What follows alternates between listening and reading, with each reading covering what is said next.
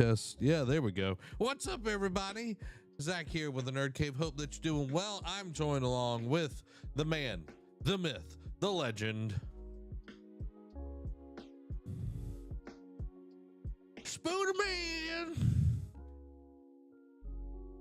Yo, Spider-Man, let me move the cranes over here and You could swing. Now, Derek, I know we will talk more about Spider-Man. Can't hear Derek? Hold on. Maybe that was planned. Let me see. Doop, doop, doop, doo. It's all Derek's fault. Anytime, y'all. It's always Derek's fault. Kevin's dead. Huh, weird. Okay, let's see what it is. Thank you for letting me know, my love.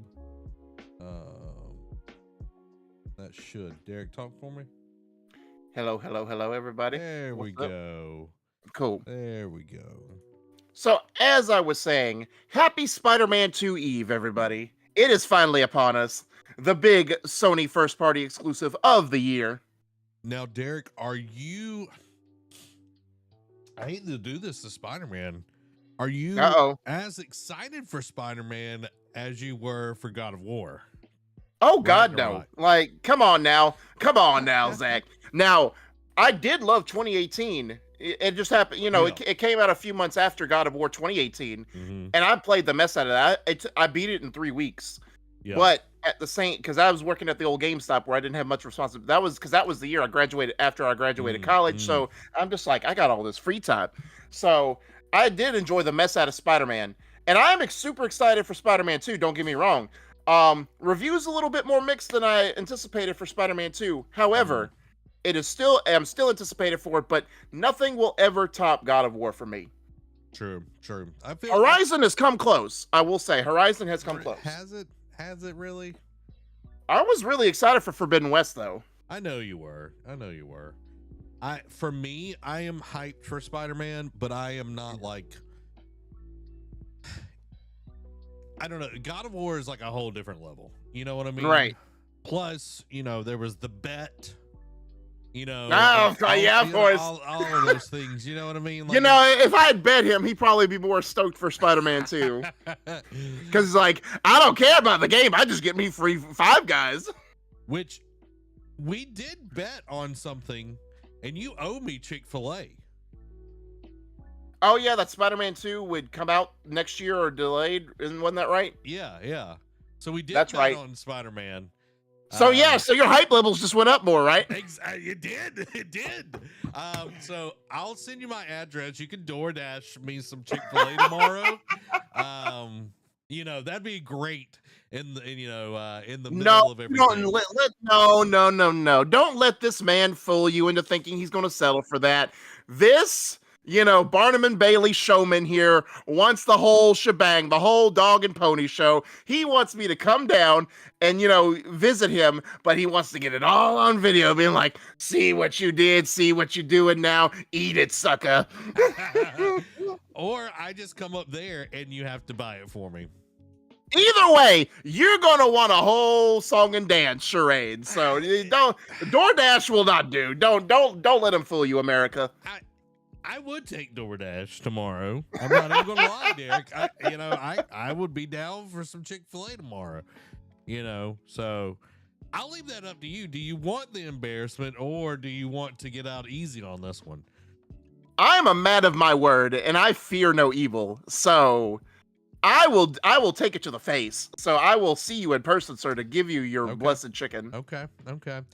Joe himself, Spider-Man himself in the chat. How is it going, Joe, my dude? Guys, if you haven't already, hit that like button. Share the stream with somebody that you love. We're talking about Spider-Man 2, how we're hyped and ready for the game. Now, Derek, a lot of reviews, a lot of people already playing it. Yep. Kind of funny, streamed it for like 5 some odd hours today. I saw that and I'm like, I'm going to avoid this like the plague. Yeah.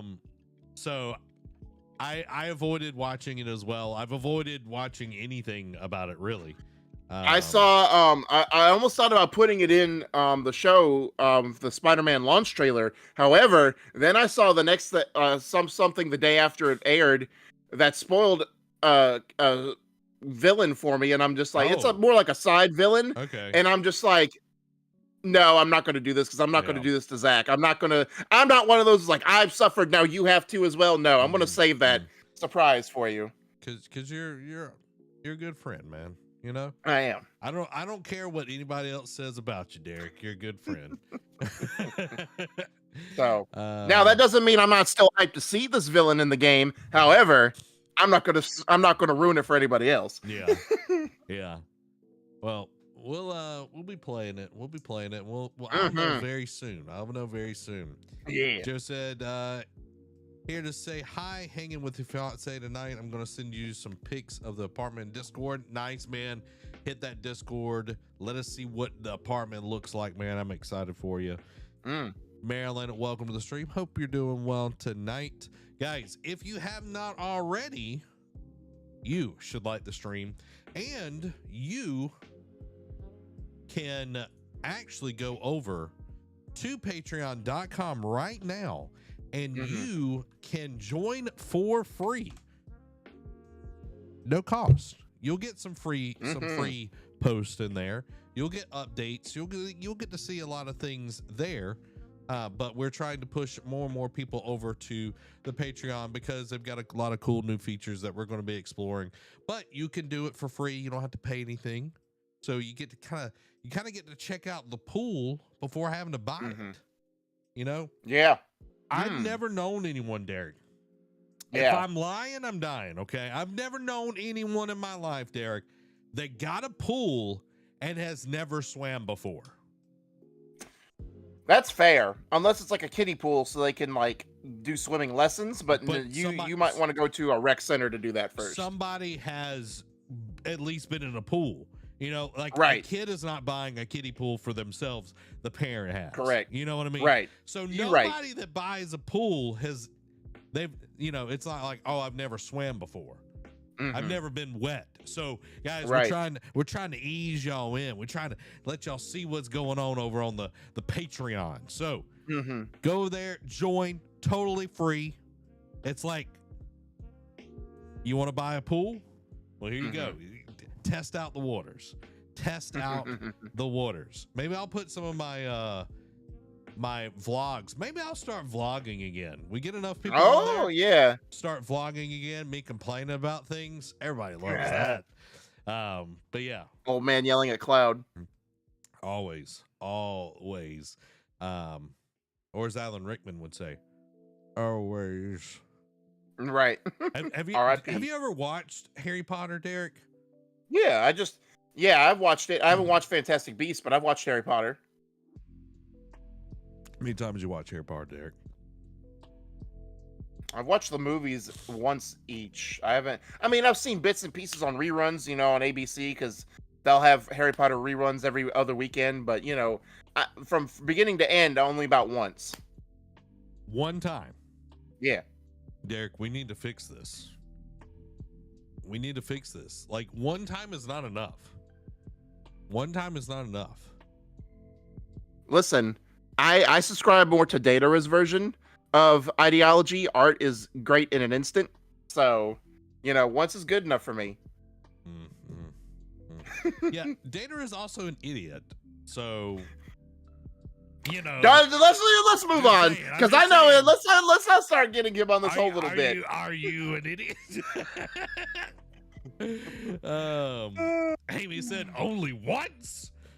I put more emphasis on it, but Amy says I've lost count. I've watched it quite a bit. I know Amy has watched it a lot more than me, but yeah, I'm enjoying the Harry Potter. This is good Harry Potter time. Remind me after the show. I've got to talk to you about something. Uh-oh. It's good things, but I cannot say anything about it. Okay. All right. I'll remind you. You know what I mean? Oh, yeah. Yeah. I thought you were about to say WND's weird Nintendo decisions. Well, that too, that too. Delisting their Switch reveal and everything. I'll text you. How about that? I'll text you right now, Derek. I'm going to text you. I'm going to send you a link. Oh, God. Here we go. Haven't had one of those in a while. I almost said what I was typing. You ever do that, Derek? Like you're reading it and like you just start saying it? Yep. Talking about all the video game tonight. So yeah, we're gonna be talking about all the video game news tonight. I'm really looking forward to it. Guys, let us know how you are doing in the chat. Rooney, we've got a great show for you. Spider-Man is coming out tonight. 11 p.m. 11 p.m. Or midnight, or let's say midnight if you're on the East Coast. Yeah. Bunch of suckers. You know what I mean? I guess like if you're further over, you get it even earlier.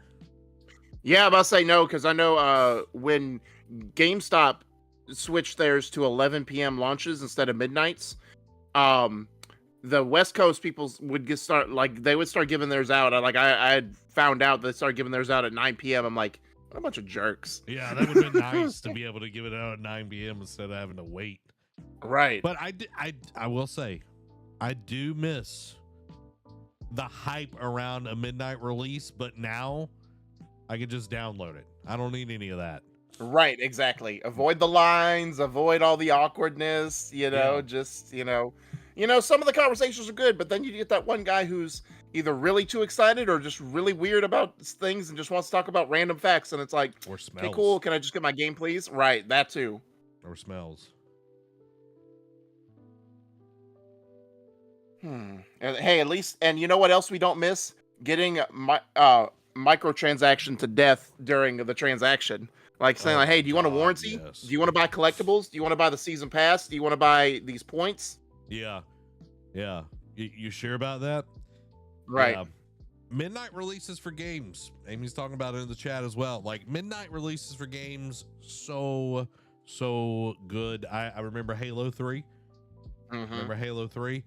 I didn't even have an Xbox then, Derek. I did not have an Xbox. Really? I just had the previous gen. I didn't even have the new systems yet. Halo 3 came out.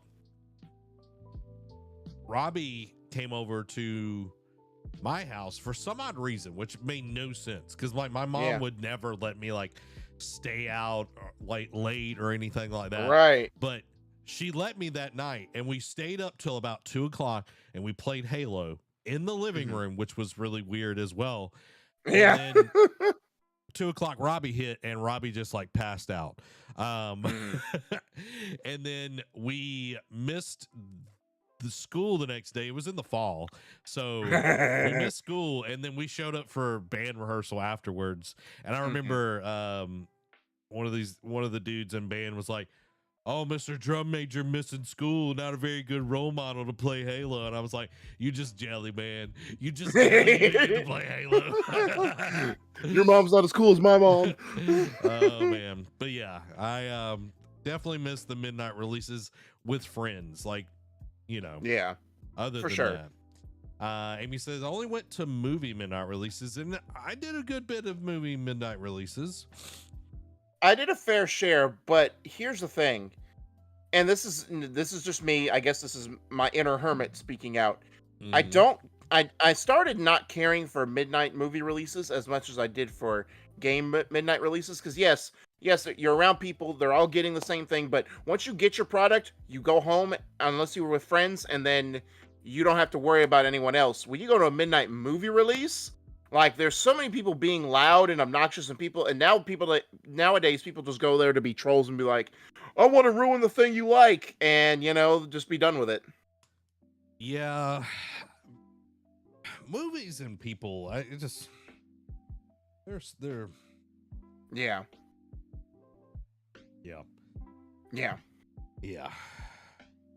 Huh. My Sean Schimmel things a little bit. I just wanted to show this off real quick before we got into it tonight. This is Yuri. Yeah. A little thwip there, a little signature Spider-Man himself. Spider-Man himself. Spider-Man. Yeah. We got to meet him at Pensacon. It was dope. That man tried so hard not to spoil anything for us when we brought up the game. I know. He's like, it's good. It's like, tell He's me like, more. oh, I can't wait. There's so many things, and I'm like, don't. Yeah. Also, there's what you know, because at that point we didn't have a release date, so I know both of us wanted to be like, so just tell us the release date. Yeah, it was awesome meeting him. He was really, really nice. He was really nice. So I'm got several things. It's downstairs, otherwise, but for my future place of living when I'm fully moved in there, I'm going to be able to start hanging my posters. Because I got like 3 from him. I got Sasuke, Spider-Man, and then another one from another anime I watched. Yeah, My Little Pony. Freedom. Yeah, because that's definitely an anime. It is, man. It is. It's an anime. It's animated. Fair. Amy says, I don't even get excited for going to the movies anymore. Same. We don't go to the movies, except we went and watched Taylor Swift's Eras tour. Yeah. In theaters. I remember you saying that. And dude, it was so good. It was so good. That's what I've said. That's what I've heard. I mean, heck, it's one of the highest grossing things in film right now. How much has it made? Did you see a number? No, I didn't. I don't remember the last number update I remember seeing. How much has the Eras tour movie? Got to make sure that we put that on there. Because I'm sure the Eras tour has made an obscenely amount. Okay. See, let's the Midas touch of Golden Girl. Taylor Swift continues with pop star making a staggering $70.4 million from the opening weekend of her Eras tour. The Eras tour released in 90 countries globally, 92.8 million in the US. 30.7 in Australia, so forth and so on. But yeah, globally it made 123.5. There we go. I'll say that sounds more like it. I'm like 73. I'm like, okay, that's impressive, but that's probably US. So yeah, 120. Yeah. Crazy. So 123 million. Yeah. CNN reports that the North American primary ticket sales, which included both the 2023, is this the tours? Okay, never mind. This is just the tours. So yeah. Making that money, bro. Bank. Making that bank. How much? I want to see. Barbie movie make first weekend. Which I'm sure it made more. Yeah. I'm about to say, I want to say at least. Not too bad. It's close. 155 million. Wow. In the US. In the US. Right. But yeah, not bad.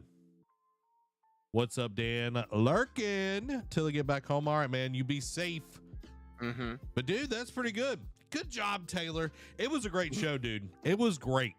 Yeah. It was like seeing it, because we watched the Reputation concert. Really good. Right. I've been a Taylor Swift fan a long time. Time. Teardrops on My Guitar, baby, all the way back to first album. Let's go. But that's I'm not gonna hold anything against anyone if they're new fans. I'm glad I finally got Amy into liking Taylor Swift. Now she knows more songs than I do. She listens to all the sad songs. I don't listen to the sad songs. I want something peppy. But nonetheless, dude, really, really well done. It was good. It was awesome. I enjoyed it. The bass, money well spent, as some would say. Yeah. The tickets were like $50 for the two of them. Right. Because it was IMAX and everything. And you'll get a kick out. Everybody will get a kick out of this. So the tickets were selling like hotcakes, okay?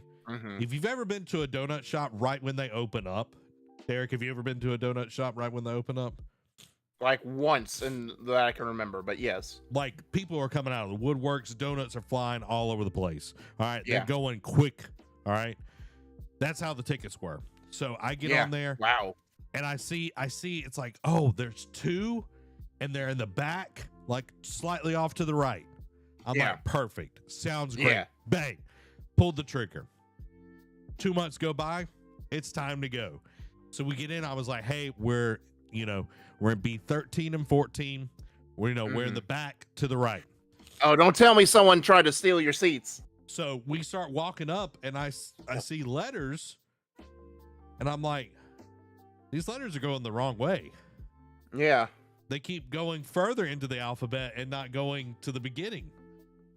Uh-oh. And I get to the top, and it's P instead of B. And I was like, what is this mess? Yeah. So I'm like, you've got to be kidding me. B was the second row by the screen, Derek. Wow. Oh. So you got a front row center. Dude, we got front row and center. And, if we were at the concert, that'd be awesome. But oh, yeah. In a theater where you're like.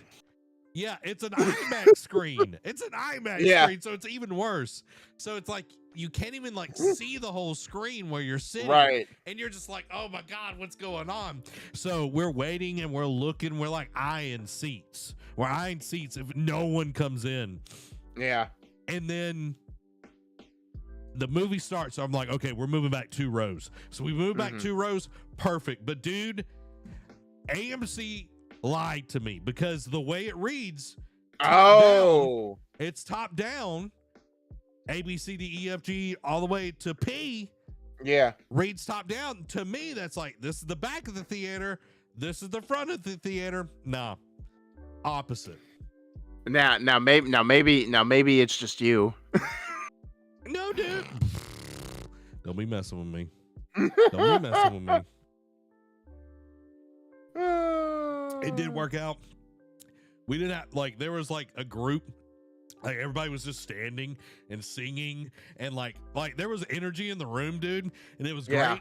But I'm glad I didn't have people in front of me, so then I would have to stand up the whole time. Right. So yeah, you just sit down. Yeah, but Reputation, the Reputation era happened. I was like, woo! I was woo! I was excited, dude. Because I used to hate Reputation. Reputation was right after 1989, which is my album. My album, Derek. I'm talking about I would listen to it every day. Every day. Every day. Every day. All day. All day. And then Reputation come out. I was like, what is this crap? This is not Taylor Swift. This is like everybody else. But then, 4 or 5 months ago, I was like, all right, we're going to watch the Reputation album, but I'm going to give it a fair chance before I, decide to spend 3 hours watching this concert with Amy. Right. And dude, it's good. It's got good stuff. Derek, I know you care nothing about any of this, but you have been a great friend and I appreciate it. Guys, we are about to get into the show. Derek's like, I wish Zach would listen to me talk about One Piece this way. He's like, man, I wish Zach would listen to me talk about One Piece. Or just random obscure anime that I've been watching. I haven't watched anything in the last couple of weeks because I've been doing apartment stuff. But I listen to you about apartment stuff. No. I'm saying I haven't watched any anime recently in the last couple of weeks is what I'm saying. Just the random stuff I've been watching, but I had to correct myself because I'm like, I haven't watched anything in 2 weeks because I've been doing apartment stuff. Yeah. I can't wait for Truck Coon season 3 to come out. Undefeated. Give Saitama a run for his money. I was about to say he's going to take on One Punch. And then Goku shows up I heard you're strong, Truck-kun. Man, that would be hilarious to see. Amy said, how are things with the apartment going? So, it's been going well. I'm slow but steady. I'm gonna order the couch and the coffee table over the weekend. I've got, my bed, my shower set. I just bought the dining table today. It's getting ordered. It should be here by Tuesday. And then once that happens, like the only stuff I have left is kitchen appliances. But I'll almost be ready, and I got my internet set up in the house on Monday, so I'm at least ready to like sit there and like I'll have a table by Tuesday, and I already have a bed, so I could technically start living there. But I'd rather wait till I have a couch and my entertainment center and my TV set up. So yeah. Make sure to get some lilacs and some drapes. Yeah, I'm about to say yeah. Well, I already have Febreze scents in the apartment. No, man, you need fresh lilacs. Why is that? Because they smell good. Oh, I thought it was like I didn't know what you were going for. Yeah, they also keep bad spirits out. So you might not be able to get in your house. I don't know.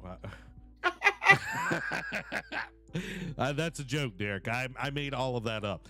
Welcome, Nate. How you doing tonight? Let us know how you are. Now, Derek, we had a discussion last week. A great discussion. I found something out about you that I didn't know. Remind me, what was it? You do not know classic movies. Oh yeah, like we had that whole diatribe. Yeah. Oh yeah, and Gone with the Wind. Gone with the Wind. Guys, put a 5 in chat if you know what Gone with the Wind is. I've thought about this all week, Derek. I've thought about it all week. How in the world have you been raised? You're 33. Yeah. And you don't know Gone with the Wind. Oy vey. We getting some 5s in here. Now, Derek, I could see if you're a young whippersnapper. I work with some young whippersnappers. You know what I mean? Some children. Some 23, 24-year-olds. And I'll say stuff and they don't even know what I'm talking about. I feel like Murdoch. I'm going to just be honest. I feel like Murdoch in those situations. Because like Murdoch will bring up something and I'm like, I don't know what you're talking about, bro. Like a lot of stuff I do because like I watch Boomerang TV and I hope that makes him feel old as well. But yeah, I would watch Boomerang I remember TV. Boomerang. You know, it's like the stuff that he would watch. I had to watch it on the old TV show channel. Yeah. But like I would bring up like Ricky Martin. You know, Living La Vida Loca. Right. Don't even know who that is. Not you. I'm talking about people I work with. Interesting. Charlatans. Yeah, I'm just like, what is this? What is it? Now, Derek, do you know your wife calling you out? I'll get to her. Derek, do you know Ricky Martin? Yeah, I'm about to say we played Living La Vida Loca in high school. Okay. Are you living La Vida Loca? I mean, right now. I mean, a little bit, but I wouldn't say fully, but I'm at least in the intro part. Okay. Amy says, Zach, you haven't seen some classics either, like Casablanca. Okay. Yes, I haven't seen Casablanca. At least I know what Casablanca is. Derek didn't even know who Rhett Butler is. Or Gone with the Wind. No, I knew what Gone with the Wind was. It took me a second to realize what you were saying, but I didn't know. Yeah, Rhett Butler. I'm not talking about the Leonard Skinner song, Derek. I'm talking about the movie. I didn't even know Leonard Skinner did a song about Gone with the Wind, but sure, cool. Tuesday's Gone with the Wind. Come on, Derek. So, do your homework, y'all. Yes, another good movie. Starlike. Is it 17? I think that's what it is. It's like a Stalag 17. There we go. It's a 1953 American war film which tells a story of a group of American airmen confined with 40,000 prisoners in World War II Germany. And there's a big escape. Oh, it's good. It's so good. Really, really good. If you like war movies. Now, Derek, I've regaled you with tales. I've given you 2 movies. Now, Derek, I'm not saying go watch Gone with the Wind. Right. I am not telling you to do that at all. I would like, not even do 5 that. years long. I would not even do that. Okay? It's too long. It's too boring for me. All right. Mm-hmm. All right. Now, if you want something good to watch that's old, you want something good to watch that's old, Derek? I was waiting for you to give me but yes, go ahead. You gotta. This is yes and Derek. This is improv here. Yes. You should watch Singing in the Rain. Okay, yeah, I've heard of Singing of the Rain. Okay, you've heard of Singing in the Rain. Mm-hmm. Now, we've got Gene Kelly as the leading man, and then we have Debbie Reynolds as the leading lady in this. Oh, okay. Which both of them I've heard. Debbie Reynolds is the mother of Carrie Fisher. Yes, yes, fantastic. You know, I don't know if I ever told this story. Speaking of which, so we're, you know, I don't know if you don't have to have watched it because I know you don't like creepy stuff, but my sister's big into American Horror Story, right?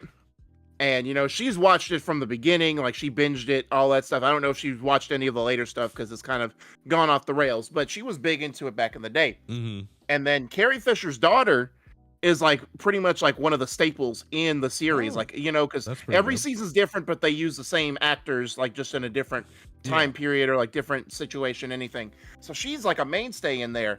And she did not, like, she lost her mind when she realized she's like, yeah, she's Carrie Fisher's daughter and she's Debbie Reynolds' granddaughter. Like, she lost her ever-loving mind over it. So, fun story. She does look pretty, like, she looks a lot like Debbie Reynolds. Oh, like in for some sure. of her features and everything. Billy Lord is who we're talking about, everybody. Right. Yeah, that's cool because I remember the first time I saw Billy Lord, she was in she was in the newer Star Wars movies and everything. Correct. But that's interesting. I didn't know she was acting beyond that and everything. So that's pretty cool. Right. Nate says Singing in the Rain is good. It is. Amy said, I will admit I didn't watch Singing in the Rain until Zach and I were dating. It's a good movie. It's a good movie. Nate says the classics I enjoy are Abbott and Costello movies. Those are good. And Fred Astaire stuff. I also like me some Fred Astaire. Holiday Inn, classic. Got Bing Crosby, Fred Astaire. Very good, Derek. Do you know who Bing Crosby is? Yes, I have heard the name. Not Bill Cosby, Bing Crosby. No, I've heard Bing Crosby as well. Okay. Have you heard a Christmas song in your life? We were in band together, sir. We played religious Christmas music religiously. Okay. White Christmas, Bing Crosby. Yeah. So yeah, anyway. Guys, I was going to sing it, but I'm just like, let me not make the ears bleed of our listeners. You know, Phil Collins. You do not go there. If you drag his name through the mud again, I will literally drive down there tonight, wake you up, and strangle you. Derek, maybe that is my ploy to get you to come down here and buy me Chick-fil-A.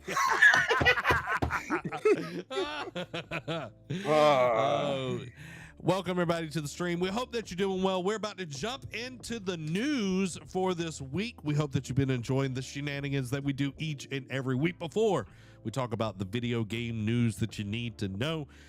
Just a little housekeeping. We're going to reintroduce ourselves. We're going to jump into all of the rigmarole, and then we're going to get right into the news, but we want to let you know how that works. We want your comments. We want your thoughts throughout all the episode. So make sure putting those in there as we discuss things. Don't wait until we get done because we might move past your comment, and we want to talk about what your thoughts are as well. So definitely be a part of it. It is going to be amazing. It's going to be amazing. Dan says, I know Bing Crosby because of Fallout. Was Bing Crosby in a Fallout? You're asking the wrong person. I know it's or maybe they made a reference to him. Maybe. Let's see. I'm more thinking it's a reference.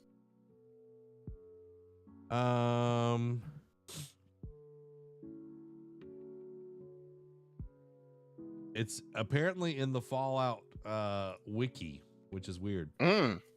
Interesting.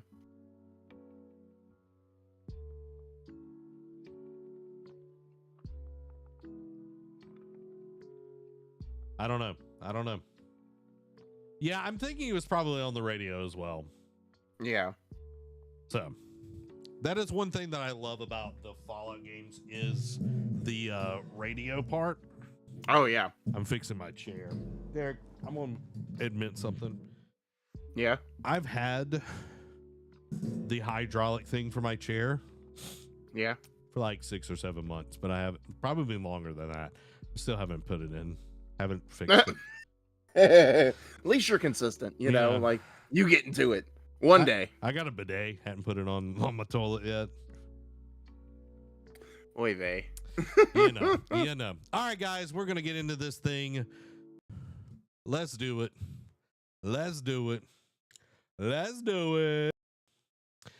Starting in 3, 2, 1. This week in gaming, Netflix might be getting GTA. Bobby Kotick is a rash that won't go away. And we say goodbye to Pete Hines and much more, because this is the NerdCave News, and I am one of your hosts, Zach Dykes, and I am joined along with a small town kid with big dreams and a voice that melts hearts. This pop sensation has ran and raised himself through the Billboard charts, clawing and climbing all the way up. He has a smooth dance moves and makes teens lose their mind. At number 1 with his hit single, Dance All Night, by none other than Zan Valen. So I like how small town kid, you know, grew up in Troy, and then, you know, the things I can't do, like sing and dance. But I also like how it's inspired by, after y'all have seen the Taylor Swift Eras tour. Probably not. Amy probably already had this sitting in her back pocket well before, but it correlates well with the fact that y'all have recently gone and seen the Eras tour movie. So let's see where this ranks on the Nerd Cave name ranking chart.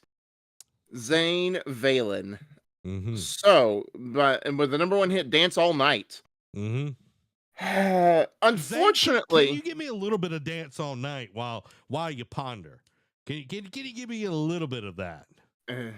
No, I must say I'm rusting my throat for tomorrow's performance. Oh, okay. Where's your performance tomorrow? In Montgomery. At the local Public. Oh wow, that's a little. If you're number 1 and you're hoofing it out of Public, so I'm just saying, Zane, you might need a better manager.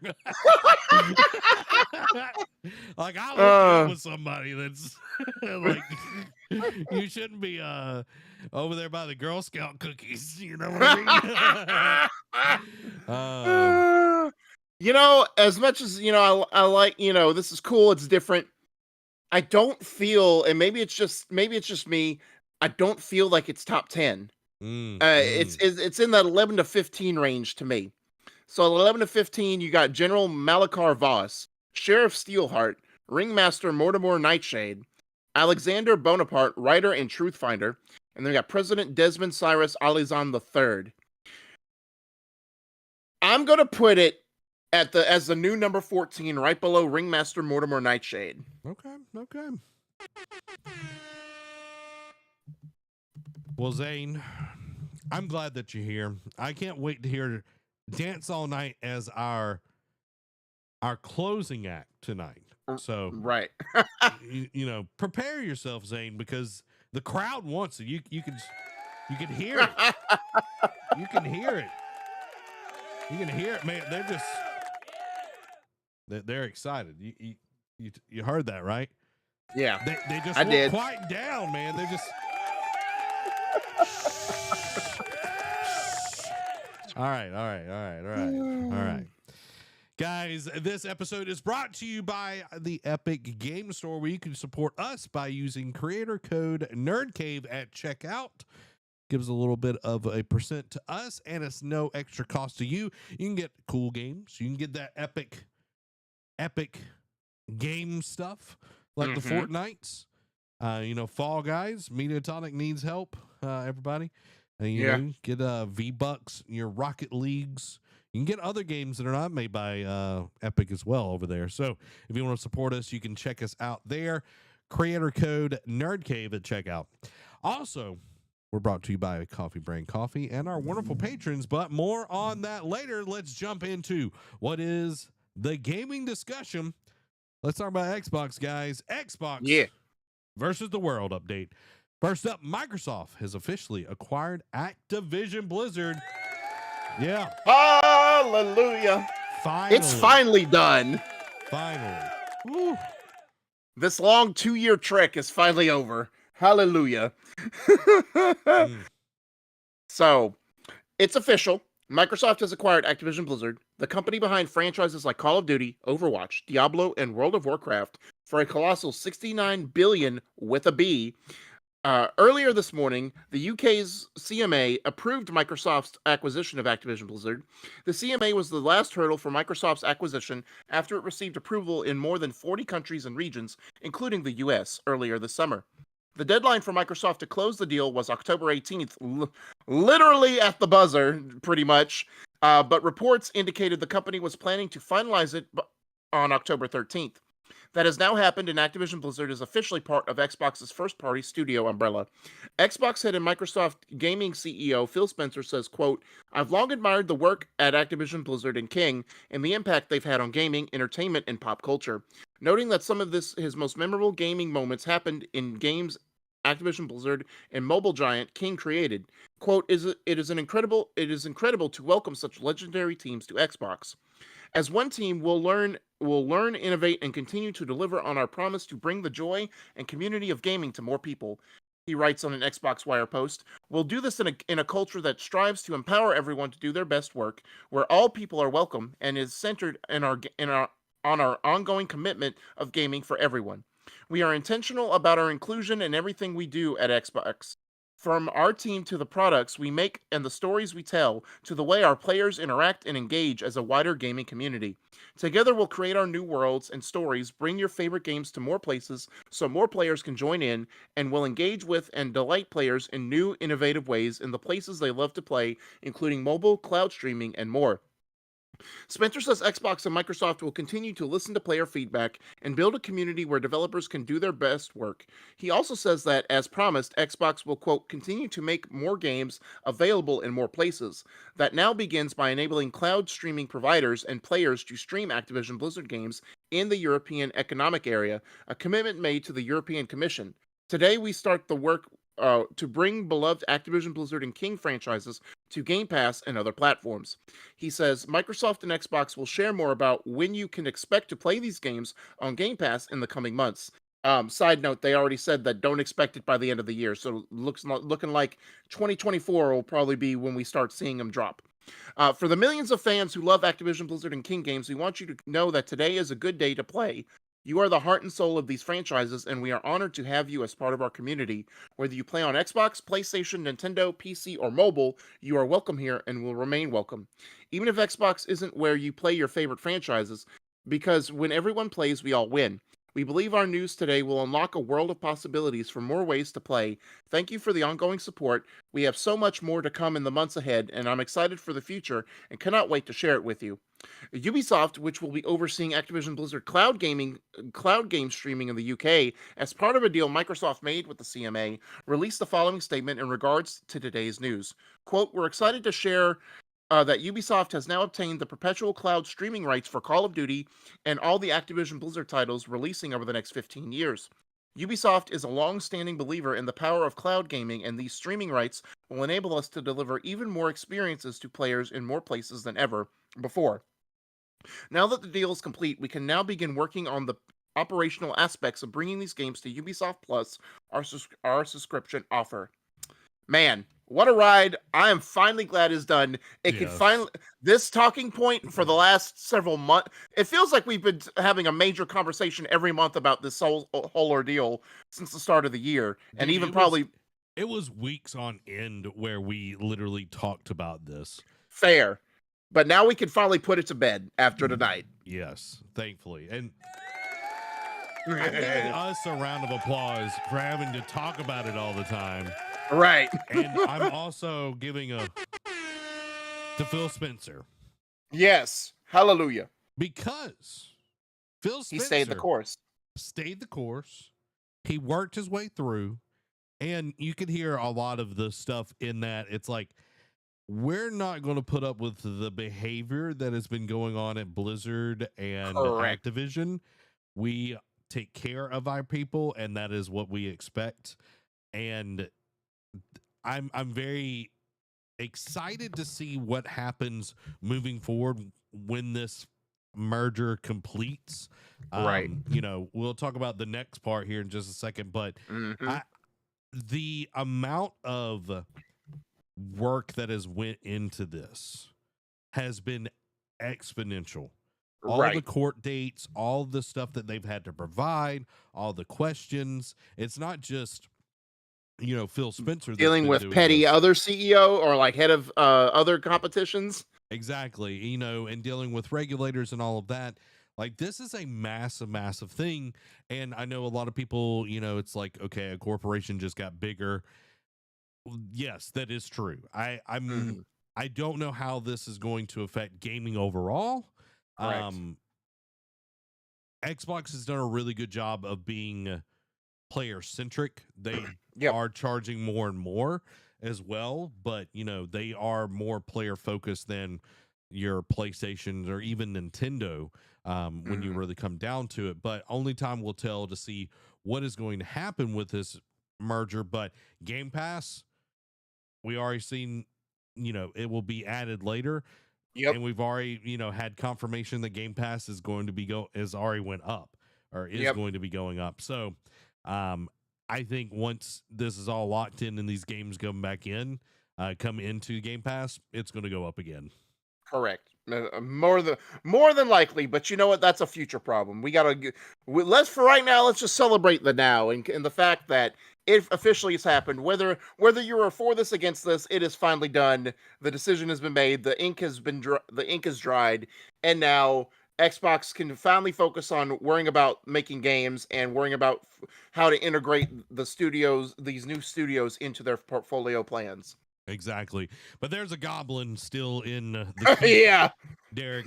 Bobby Kotick will remain Activision Blizzard CEO through the end of 2023 following the acquisition. And I was just going to say, I was going to lead in with the fact it's like, but there's still one question now that this is done. It's like, what will happen to Bobby Kotick? Now in emails from Microsoft gaming CEO and Xbox head Phil Spencer and Activision Blizzard CEO Bobby Kotick, we know Kotick will remain CEO through the end of 2023. Kotick says Spencer specifically asked him to remain as CEO through the end of the year to help with the transition now that Activision Blizzard is part of the Xbox first-party umbrella. Quote, I have long said that I am fully committed to helping with the transition, he writes in an email. Phil Spencer has asked me to stay on as CEO of ABK, reporting to him, and we have agreed that I will do that through the end of the 2023. We both look forward to working together on a smooth integration for our teams and players. Spencer writes in an email, we couldn't be more excited that Activision Blizzard employees are our colleagues, co-workers, and teammates. Bobby Kotick has agreed to remain in his role through the end of 2023, reporting directly to me to ensure the smooth, seamless integration. We look forward to working together as a unified team, and we will share more updates on our new organizational structure in the coming months. Since Microsoft announced its intention to acquire Activision Blizzard nearly 2 years ago, analysts have expected Kotick to take advantage of one of various golden parachute options at his disposal as a result of the purchase. As reported by Axios last year, if Kotick is fired / let go after this purchase, he'll be entitled to a $15 million payout. Boo. He could also receive up to $22 million in stock if Activision Blizzard's board sees improvement in company culture following a 2021 report that Activision Blizzard harbored employee misconduct, harassment, and more. A later report indicated Kotick knew about the company's history of misconduct, resulting in employees walking out while demanding his resignation. Beyond those two options, as of February of last year in Axios' report, Kotick owned 6.5 million Activision Blizzard shares worth $619 million at Microsoft's price, which he could sell. While we don't know conclusively if Kotick will leave Activision Blizzard in 2024 or if he will be let go, although Spencer asking him to stay on indicates Kotick will likely leave amicably on his own terms next year after the company transitions into the Xbox umbrella. We now know Kotick will remain CEO through the rest of the year. There's been an update since then. Activision Blizzard CEO Bobby Kotick revealed he will remain as CEO through the end of the year after Xbox head Phil Spencer asked him to stay to help with the company transition. While staying through the end of the year presumes Kotick will depart from the company in 2024, that remained technically unknown. However, Bloomberg's Jason Schreier says that Kotick will depart from Activision Blizzard, a company he took over 33 years ago, on January 1st, 2024. Hallelujah. Ding dong, the witch is dead. Yeah, I'm glad that we are finally getting rid of him. Yes. It sucks that he's going to be leaving with millions in his pocket, but still. Well, the dragon is slain. Is he? Is he really? Because another company, maybe not a gaming company, but another company will hire him. Yeah, unfortunately. Now, go ahead. Oh, this thought just crossed my mind. What if he takes over GameStop? Oh God, I don't know. He's 60. He's not old. Yeah. You know what I mean? Like as a working professional and everything, like that's not old. So he's probably got, 10, 15 more years if he wanted to. Does he have to? No. But should he? No. No. I'm glad that he is reporting directly. Out, but he's reporting directly to Spencer. And I think I love that power move. It's like he's like, and we'll be reporting directly to me. I'm like, good. It feels like you've done enough. I'm gonna oversee this. You just tell me. You just come to me with what's being said, and I'll decide what to do with it. Yeah, like okay, he's walking away with maybe 15 million to 22 million. Yeah, like that's a lot of shares. That is a lot of shares, and I'm curious how that works with. I'm assuming it's still a publicly traded company. Yeah, maybe. But it's like that's the thing that's strange. It's like, okay, he has shares. When they bought them, did they not buy out the shareholders? Good point. Because like you think about Twitter. Yeah. Like, but that was like a move to move it completely private as well. So also fair. I'm not 100% sure, but I feel like that. I don't know. I'm sure that'll come out in the coming months. You know what I mean? Yeah. I'm not some, Wall Street guy. Yeah. Not some Wall Street guy. You know who I am, Derek? Who are you? I'm the dude that's going to read this next story or the headline. Phil Spencer all in on Xbox Studio revisiting older owned IP. Phil Spencer really wants someone within Xbox Game Studios to make a new Hexen game. First, he wore that Hexen t-shirt at the Xbox Game Showcase earlier this year, and now he's name-dropping Hexen repeatedly as a franchise he wants someone within Xbox to revisit somehow. But, Spencer notes, only if the team doing so is genuinely passionate about it, or whatever other older franchises they're plucking from Xbox's catalog to refresh. Speaking on the official Xbox podcast, Spencer spoke on the community strategy for how it allocates its own catalog of IPs to its development studios, reassuring that Xbox isn't out there compelling anyone to revive older franchises that they aren't interested in. He said he frequently meets with Xbox teams to learn what they're passionate about and is happy to let teams dig into the Xbox vault for franchises they're personally interested in. Quote, I just don't think that a team working on something that isn't their passion leads to the best result. So I might have my list of things from my memories and history that I want to see made again. Everybody will.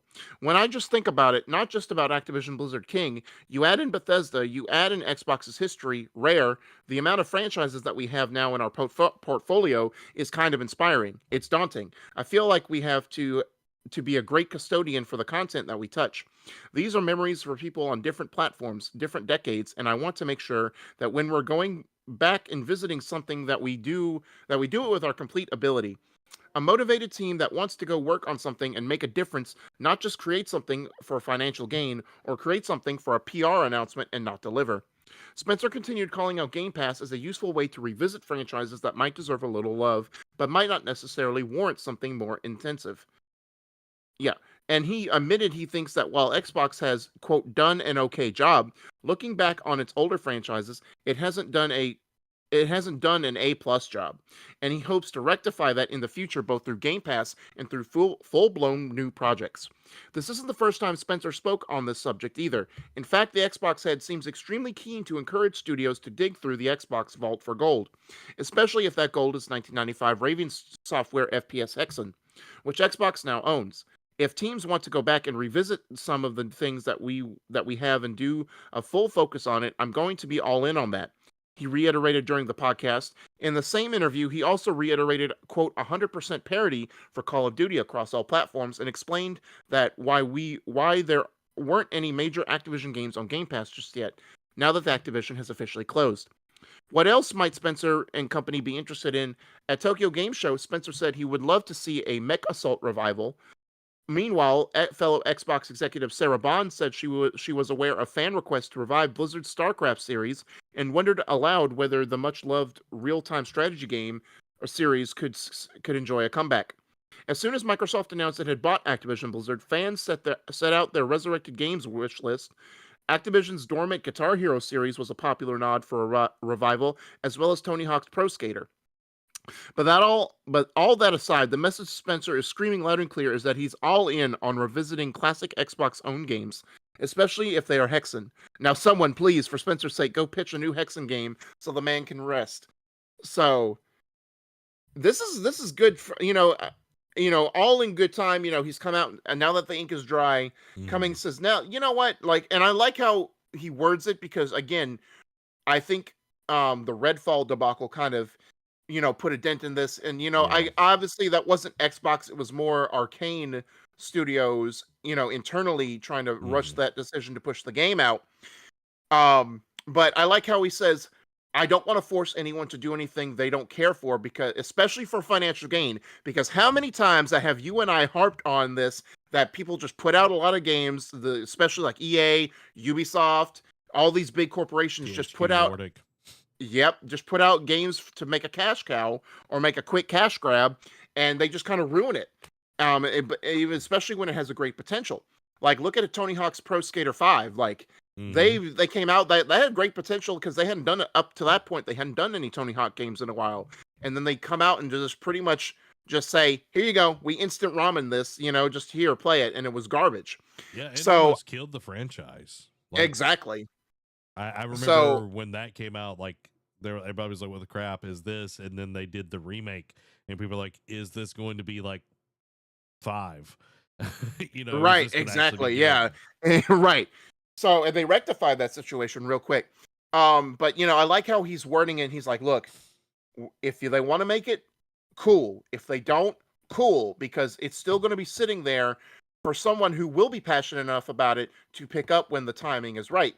But we're not going to put a gun to anyone's head and force them to do this just because people in our studio want it, or I want it, or, just to seem like it'd be a cool idea to do, or like we need some more games on our portfolio to have, type deal. So, and hopefully we see some of that light of day. Like, just bring Crash Bandicoot back, do it right. Yeah, now that they own Crash, which is crazy to think about, since Crash was the mascot for PlayStation. Like, literally, right. I remember the old ad. There was an old TV ad or whatever, where Crash literally like went to like Nintendo America and was like yelling at the building with a megaphone in the parking lot and everything. You brought up Raven Software, Derek. One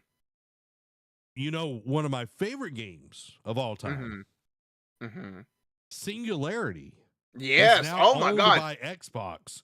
Dude, if we got Singularity back, like even just a remaster, like you don't have to remake it. Just give me a remaster. Let's go. Let's go. Bruh. Like, I was like, you said Raven Software. I was like, I know it was Raven Software. But, Raven Software, I want to say they also did the Battlefront games.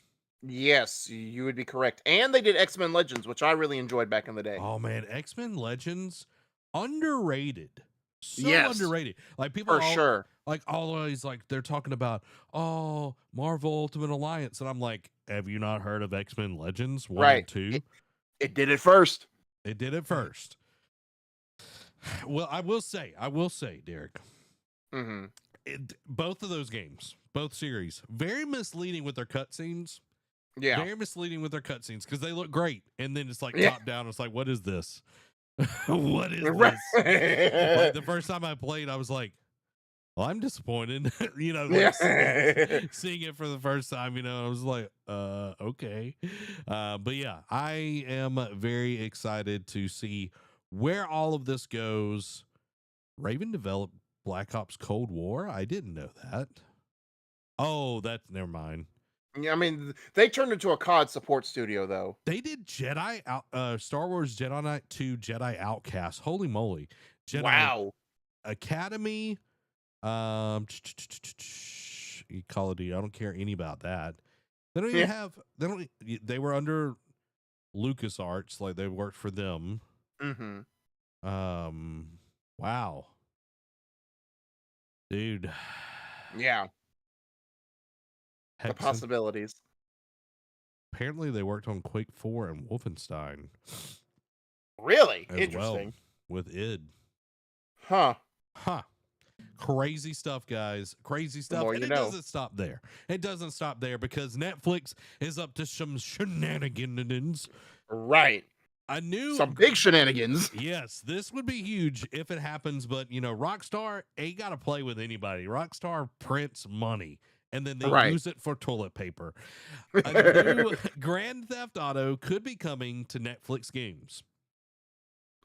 So a new Grand Theft Auto game may be on the horizon, and no, we're not talking about GTA 6. Instead, it sounds like streaming giant Netflix wants a taste of the GTA pie and is reportedly trying to get a Grand Theft Auto game of some kind onto its Netflix game service. This comes from a report in the Wall Street Journal today covering the company's ongoing efforts to make a meal out of its library of original IP in the game space after acquiring a number of game development studios. The report claims that the company has, quote, discussed plans to release a Grand Theft Auto game on its service through a licensing deal with publisher Take-Two Interactive. What kind of game it would be or who would develop it remains to be seen. As things now stand, any GTA spin-off that ended up on Netflix would inevitably be a mobile game, as currently the only way to play Netflix's portfolio is through its mobile app. The result suggests that Netflix hopes to eventually expand its library to include games that can be streamed from TV or PC. According to one analyst speaking to the Wall Street Journal, Netflix has spent about $1 billion with a B on games so far, and it seems to be aiming to hire more game executives to oversee a foray into AAA titles. But there's currently no good way to tell exactly how well that investment is paying off for the company or whether it ever will. Rather than standalone purchases, the games are tied into Netflix subscriptions, which will get an updated figure on during the company's earnings. I don't know, because I forget when this thing came out, but I think the earnings posted yesterday. But there's no way of knowing if games are convincing people to subscribe. They don't seem to be providing an especially strong draw for existing subscribers, though. As of September 20th, these games have been downloaded 70.5 million times total. That may sound like a lot, but it's a far cry from some of the massive numbers pulled in by the world's biggest mobile games. For instance, Honkai Star Rail managed over 20 million downloads by itself on its launch day alone earlier this year. And Apptopia estimates fewer than 1% of Netflix subscribers play its games on a daily basis. Perhaps unsurprising given that so much of its catalog, including its most prestige titles like Oxenfree, Immortality, Spiritfarer, and others, are available elsewhere. And that's where, before, not to bury the lead here, but that's where I was kind of thinking immediately when it was like Netflix is like, it's probably going to be some type of mobile-esque or like some small iteration. It's not going to be this grandiose GTA game that we've come to know and love. It's going to be something small, something mobile, and the article reiterates that. And again, I think the opening line is like it wants the piece of the GTA pie. And that, going back to what Phil Spencer said about, we want to make sure that they're passionate about doing it. Netflix is passionate about making money, especially because they lost subscribers with enforcing this password share feature. Yep. So they're wanting to crack down on that. And they're wanting to make money about that. So instead of having Oxenfree, Spiritfarer, Immortality are all great titles, but they're smaller titles that, have a niche following. So they want the flash and pizzazz by saying, oh, we got GTA. Doesn't matter if the game plays mess or mobile game. As long as we put GTA on it, people will buy it. And I don't know, yes, there will probably people who will be day one adopters. as long as you put GTA on the front of it. But then how many mainstays will they have after that? That's the real question, and I don't think it'll be many. Yeah, I'm gonna hit Amy's comments, and then I looked up the earnings report so we can add to that, and then I'll add my thoughts as well. Yeah. Amy said, "I was going to say Netflix games are mobile. Not sure how GTA will translate, and the old GTA's probably would translate way more than the newer ones." And then Yeah. Amy goes on to say, "I think Netflix is increasing their prices again." And Yup, they are. that's a big thing, is like people will pay for entertainment and everything, but there comes a time when I know people that, okay, hey, this show is coming out, I'm going to go subscribe for that. I'll subscribe for 3 months on this service, watch Yep. everything that's news comes out, and then they will cancel that service, and then they will go to another one. Everybody is not just subscribing to these services like they used to, because it has gotten so expensive. Right.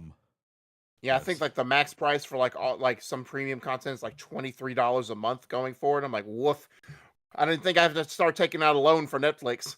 Yeah, exactly. And to all of the things that we've said, they've invested over $1 billion in gaming.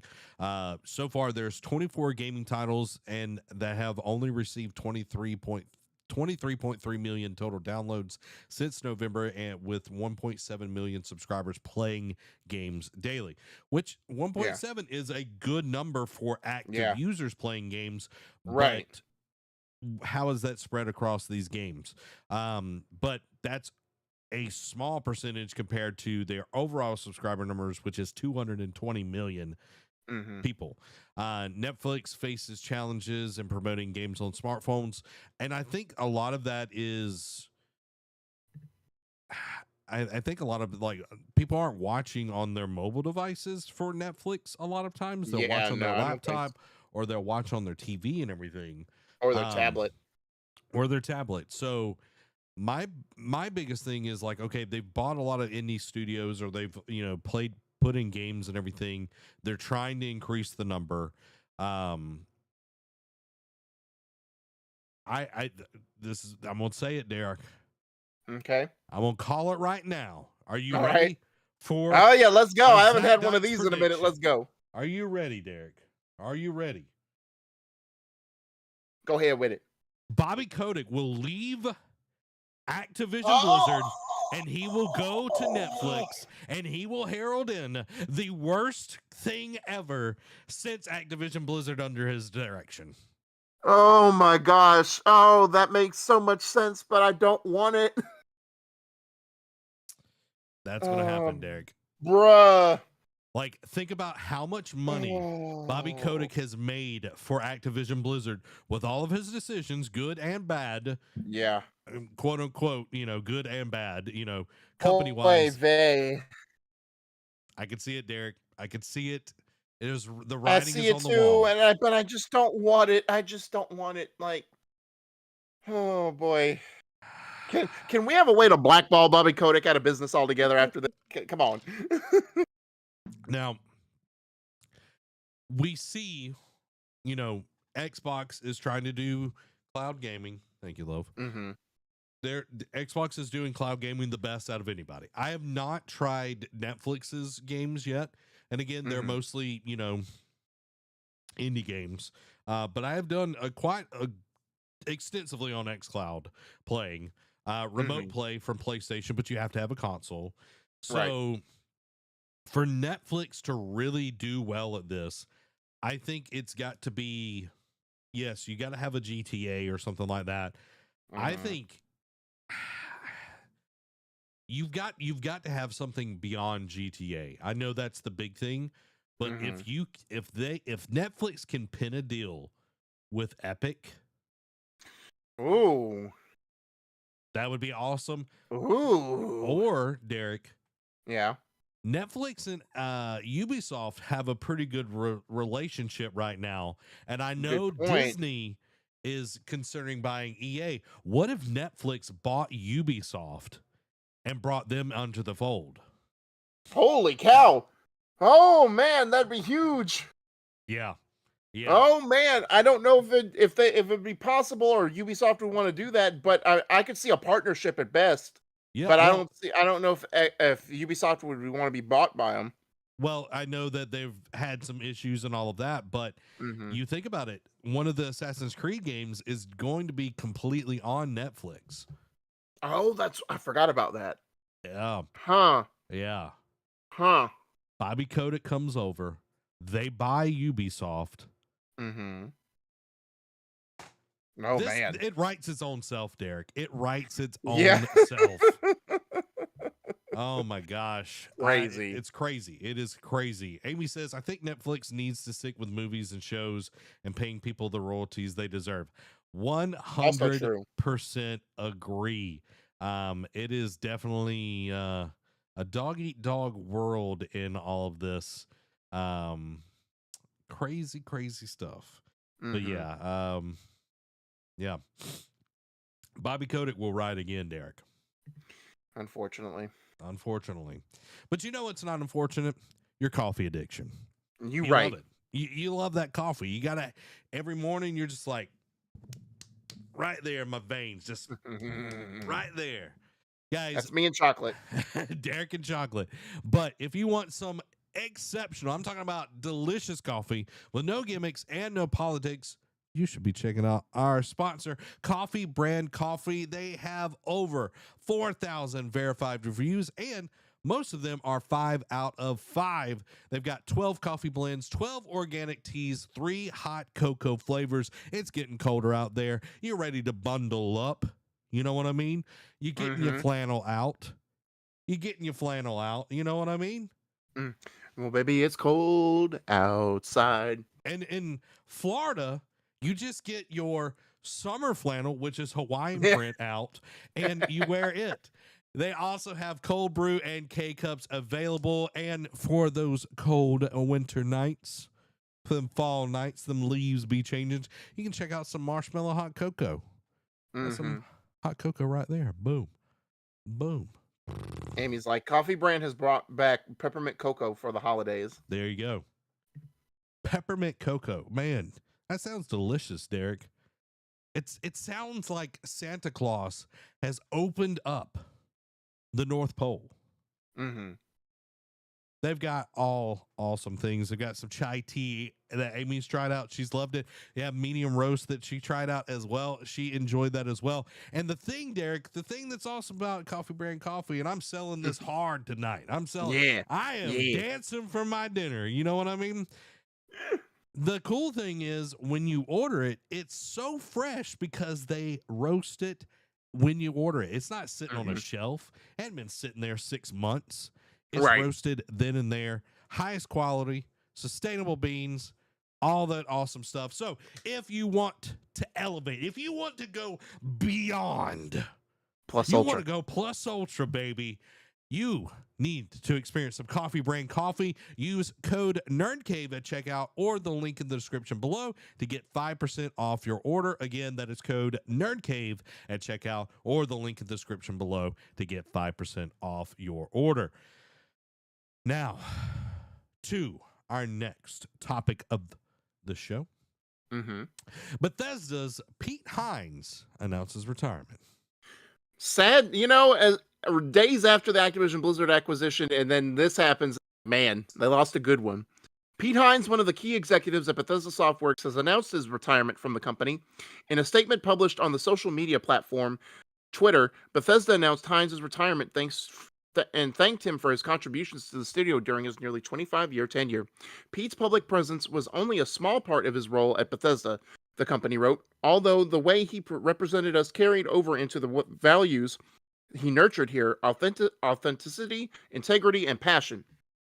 Around the same time the statement went out from Bethesda, Hines posted his statement on his personal account, confirming his decision to retire and thanking his colleagues and fans. After 24 years, I have decided my time at Bethesda Softworks has come to an end. I am retiring and will begin an exciting new chapter of my life, exploring interests and passions, donating my time where I can, and taking more time to enjoy life.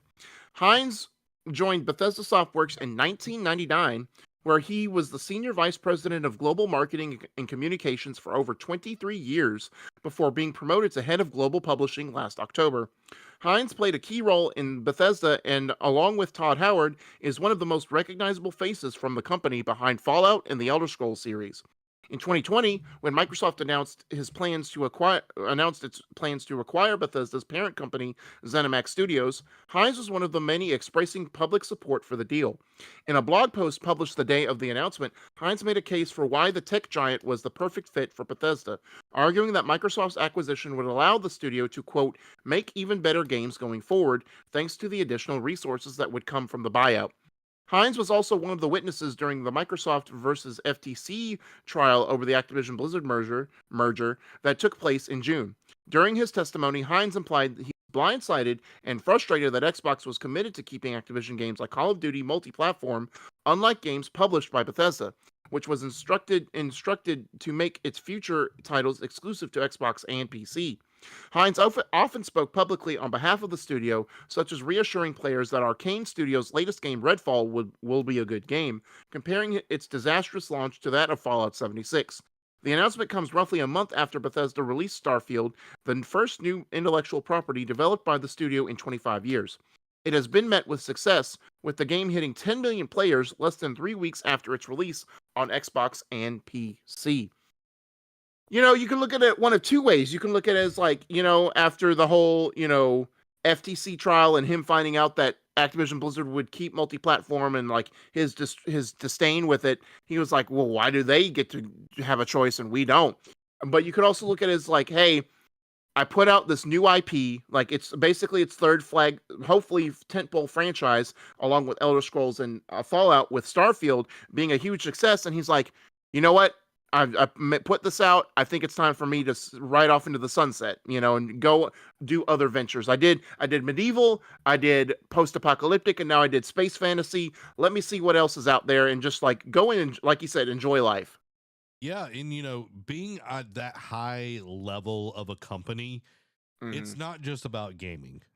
You're dealing with personnel, you're dealing with high end, level 10 kind of meetings, level 12 meetings where you're having to make decisions that affect a lot of people, and you're also a representative. You got Greg Miller calling you randomly on Twitch streams. I those were some of my favorite moments, calling Pete Hines, but always a great dude. Like he was one of the faces of Bethesda. Like you think, oh yeah, Todd Howard, Pete Hines right behind it. You know what I mean? And depending on who you ask, you could almost say that Pete, because Todd Howard, he was the business face of it. Like, not to say that he wasn't personable, but he was more of the business side of it and like just talking about games. Pete was more of like Phil Spencer. He was like for the gamers, like more of a people's man. So you could almost argue that people like would recognize Pete more than Todd Howard. Yeah, I think Todd has been more public facing in the recent years, so that's correct. The biggest thing. But congrats to Pete. He's 22 years at a company that has seen meteoric success, from all the Elder Scrolls games to all the Fallout games and now Starfield. It's like, hey, you go out on top. You know what I mean? Yeah, exactly. You go out on top. You win the Super Bowl, guess what? You go into Disney World. Go into Disney World, and then you're done. You know what I mean? Yep. Derek, not to make this about me, but I'm going to make it about me real quick.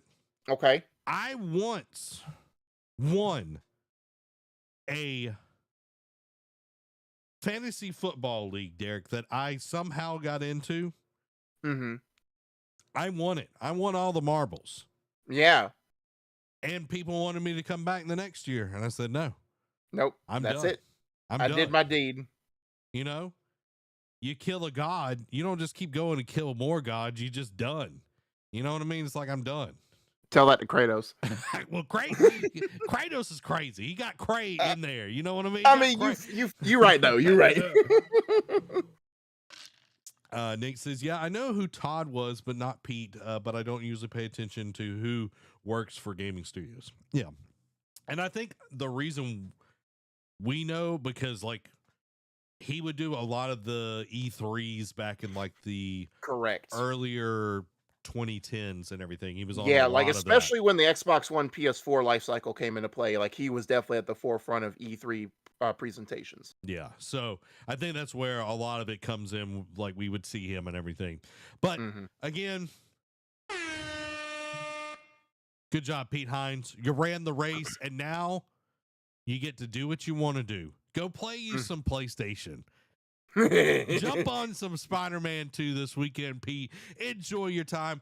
Go urban hiking. I got a dude that you need to meet, Pete Hines. His name is John Stevenson, and he will show you what urban hiking is all about. He will teach you everything you need to know. And you're going to thank me.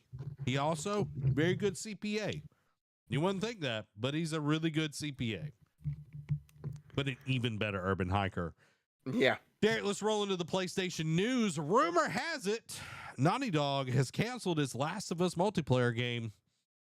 So last week we talked about how it's going to support 40-player lobbies. Now it's going to support 0-player lobbies.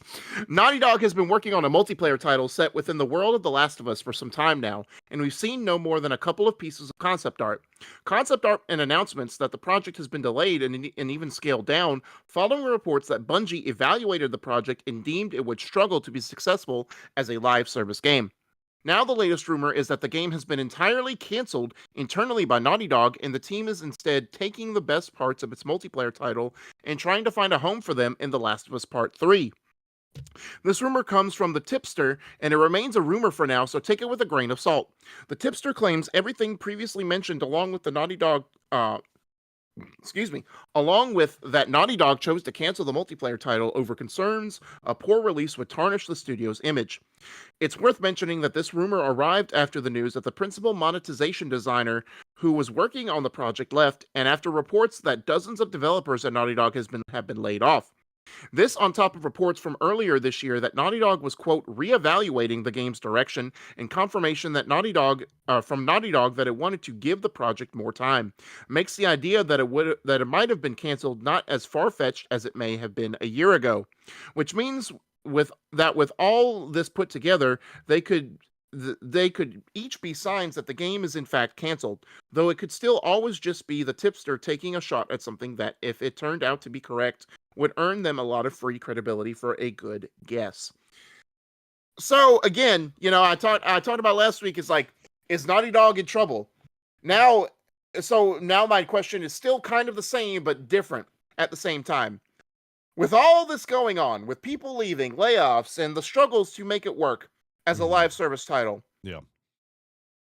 The question is is Naughty Dog in trouble as a studio? Is when canceling this and just not doing it altogether maintain a Naughty Dog's reputation, because like the old adage is a good game is good, and a game delayed can end up being a good game, but a game rushed out and put out hurriedly is bad forever.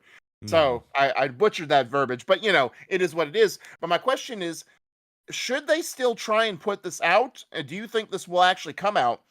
Or should they should this rumor become true and just cancel it to save their reputation? If I was Naughty Dog and I saw that this game was sucking resources and the direction that I want to go with my studio has been forced on me, and that person that has forced that on me is now leaving. Yeah. And this game is not going the way it should, because, Naughty Dog is not a multiplayer, developer or anything like that. Right. I would be like, okay, this is taking a ton of resources. We can pull this and we can use a lot of this for, Last of Us 3. If we do that, we can use a lot of these assets. We can reuse a lot of this for other things. But if it is something where, okay, if we put this out, we're going to be the next Cyberpunk or the next No Man's Sky or the next Redfall, it's like you don't want to be the next. You want to be Naughty Dog has established themselves with such authority of like what gaming should be. And this game, it felt like the whole time I've looked at this game, I'm like, yeah, I remember Last of Us 1 having multiplayer and it was all right, but I don't remember it being amazing. It's like, why are they making this such a big deal? And then we, heard about, Jim Ryan like really pushing live service and everything. Right. And it's like, okay, this makes more sense. Yeah. Because when Last of Us 2 came out, we're like, okay, is it going to have a multiplayer? Because Last of Us 1 had one, Uncharted 4 had one. And it's like, okay, this is kind of par for the course, but they've been kind of bobo at best. Right. And now it's like, okay, we're actually going to scrap it.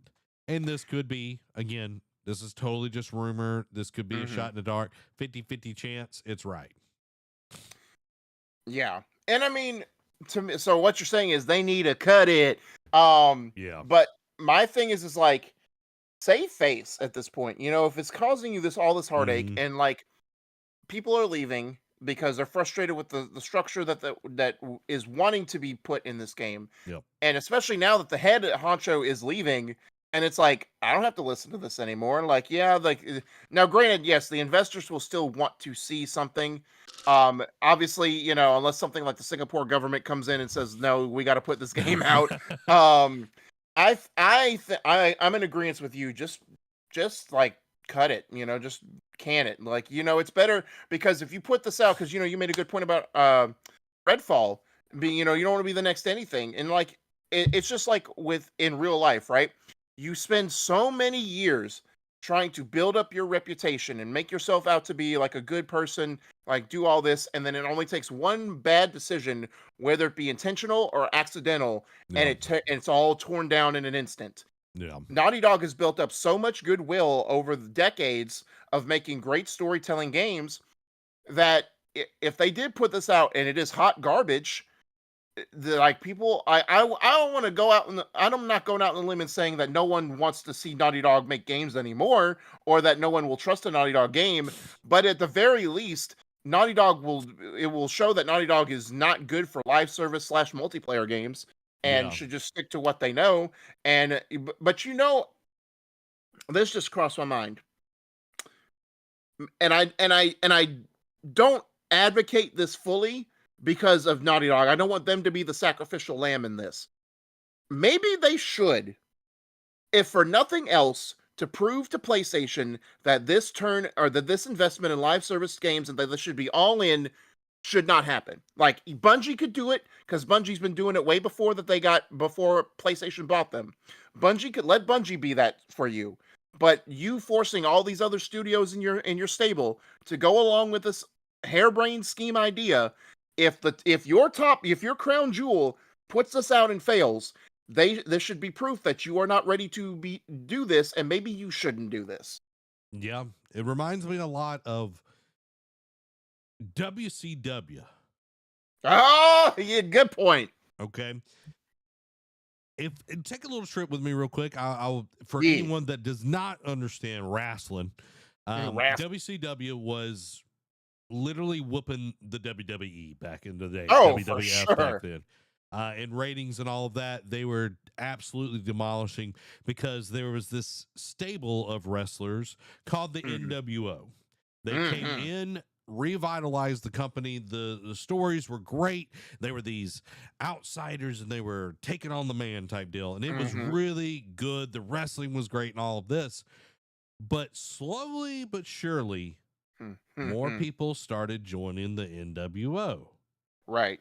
And more people started joining the NWO. And it got to the point where the NWO split. And we had the NWO, the black and white. And then we had the Wolfpack. Right. Which I love the Wolfpack theme song. It was great. But then you had like all the regular wrestlers outside of all of that. And it was like, what is this? Like, it got so confusing. Everybody was switching sides and all of this. Right. And it got to a point where wrestling was not the focus. It became all of these convoluted things, and that's where PlayStation is right now. They're trying to do something that they're not. Where 60% of development at PlayStation Studios right now is on a live service game. 60%. Wow. That's crazy because they're known for single player games. Mm-hmm. I'm going to just say it, Killzone suck, dude. PlayStation has never really made a first person shooter that's good. Correct. You know, you think about all their games, it's all third person. Yep. All good third person games, never really a good first person shooter game. So what are we going to get? We're going to get a third person, I go back to Uncharted 4. The multiplayer was okay. It was nothing to write home about. And that was made by Naughty Dog. Yeah. So I don't know. I don't want this to be a Wolfpack situation. Yeah. NWO, WCW, where it gets to, we don't know what's going on. We're trying to do all of these things at once. There's too many cooks in the kitchen and the meal gets burnt. So, or it comes out unseasoned. Yeah, unseasoned. Not enough sizzle, not enough steak. Nate says, oh yeah, when they got Hogan and the crew, Turner Broadcasting was killing it. Yeah, 100%. Yep, 100%. I love me some wrestling, y'all. But that's enough about wrestling. Let's talk about PlayStation. Yeah. PlayStation is under pressure to react following Microsoft's massive acquisition of Activision Blizzard, says analyst. Since the beginning of this deal, one of the big questions has been around how PlayStation will react. Its latest big acquisition has been Bungie, but according to Piers Harding Rolls from Ampere and Analysis, there's more to come. Harding Rolls goes as far to say that PlayStation, quote, is under pressure to react and make another big acquisition of its own. Quote, I expect further investments and acquisitions for PlayStation, including a large one that would move the needle for them in a meaningful way, he told GamesIndustry.biz. One such studio acquisition that could move the needle is Take-Two, even if it is unlikely, according to Carol Severin at Media Research. Severin points instead to Sony taking advantage of the wealth of content it has across other mediums outside games, namely its TV and film stores. Leveraging those alongside its games business could be the stronger way forward for Sony to compete. Quote, it will be increasingly difficult to compete with Microsoft on games only, says Severin.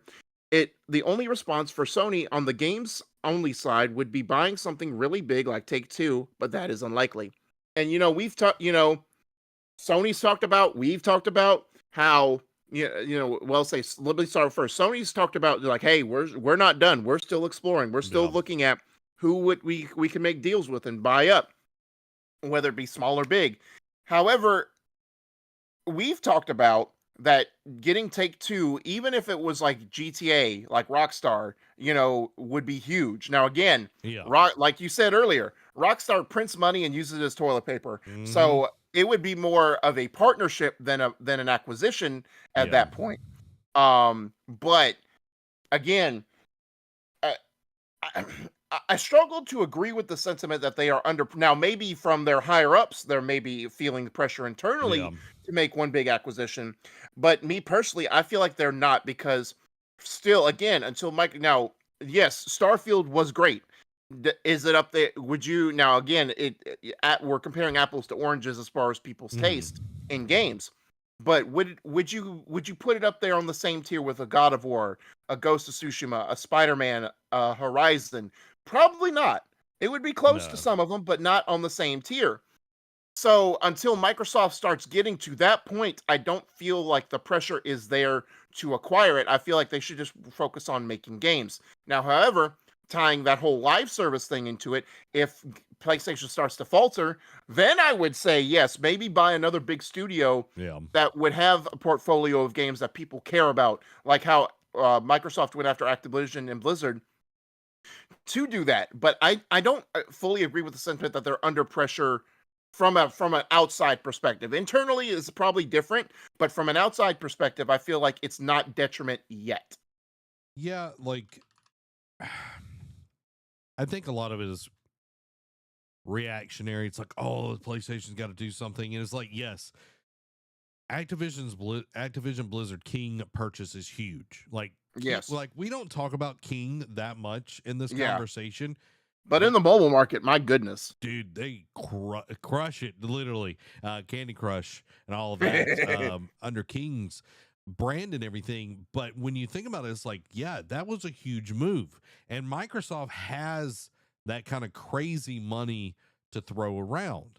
PlayStation makes a ton of money, but yes, I feel like Microsoft was at a point where they had to do something, or, yes, we even talked about this last week. They had to do something to make themselves a competitor in the market, correct. because Nintendo's going to do what they would do. You know what I mean? Like they're killing it with the Switch. And they just do whatever they want, weird Nintendo decisions, Right. that sort of deal.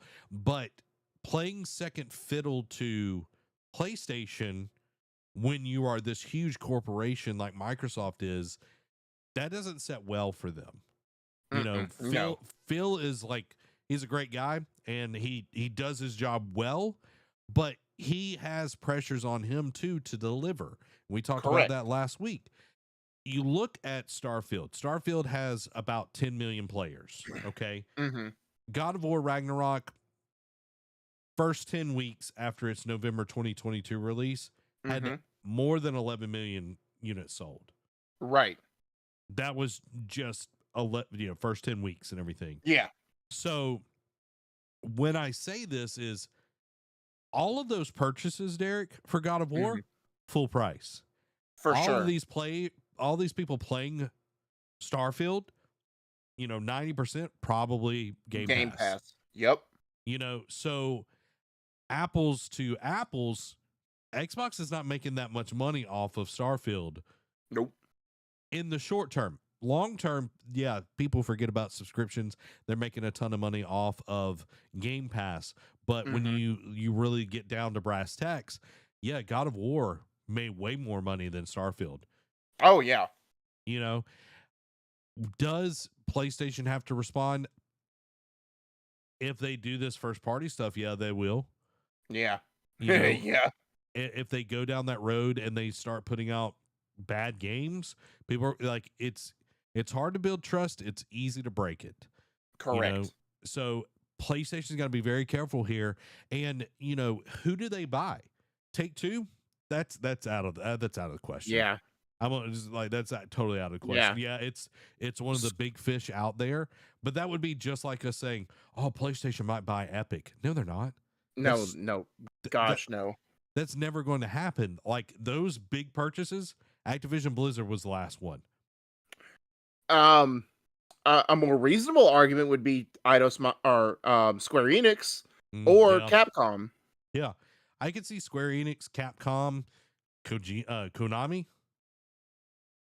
Yeah, only if they get the rights to those. I think we've talked about this before, but their better interest would be to buy the IPs like Metal Gear, Silent Hill, Castlevania, rather than just buy Konami the company. Well, even if they did buy Konami the company, all those pachinko machines make them bank. Just saying. And people still buy Yu-Gi-Oh cards. But yeah, if they bought the IP, that would definitely be a huge thing. You would get Silent Hills. You would get Castlevania. You would get a lot of stuff out of that, and then you could bring Kojima in and make some more Metal Gear Solid. Yep, for sure. I don't know if he would want the master plan comes together. Yeah, exactly. It's all coming together. Jeff Keighley's laughing. He's like, "Yes, good."